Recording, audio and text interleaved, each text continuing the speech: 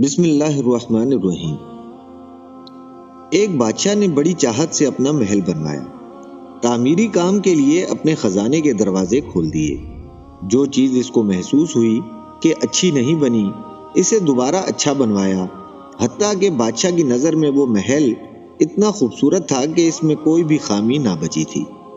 بادشاہ نے اپنی رعایا میں اعلان کروا دیا کہ جو کوئی اس محل میں نقص نکالے گا، میں اس کو انعام دوں گا۔ لوگ آتے، محل کو دیکھتے، انہیں اس میں کوئی عیب نظر نہیں آتا۔ چنانچہ کئی دن اسی طرح گزر گئے۔ لوگ آ کر دیکھتے رہے اور واپس جاتے رہے۔ کسی کی ہمت نہ تھی کہ بادشاہ کے بنے ہوئے محل میں کوئی نقص نکالتا۔ ایک دن ایک اللہ والے کا ادھر سے گزر ہوا۔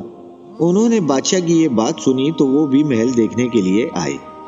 محل دیکھنے کے بعد بادشاہ کے سامنے پیش ہوئے اور کہنے لگے، بادشاہ سلامت، مجھے آپ کے محل میں 2 عیب نظر آ گئے۔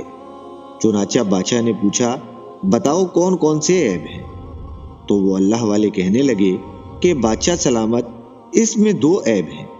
ایک یہ کہ محل ہمیشہ نہیں رہے گا، ایک نہ ایک دن ختم ہو جائے گا، اور دوسرا عیب یہ ہے کہ تو بھی اس میں ہمیشہ نہیں رہے گا، ایک نہ ایک دن تجھے بھی محل چھوڑنا پڑے گا۔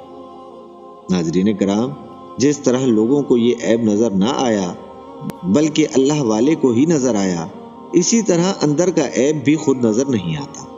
ہم سمجھتے ہیں کہ ہم بہت نیک اور پارسا ہیں، لیکن حقیقت یہ ہے کہ اللہ نے ہمارے پردے رکھے ہوئے ہیں۔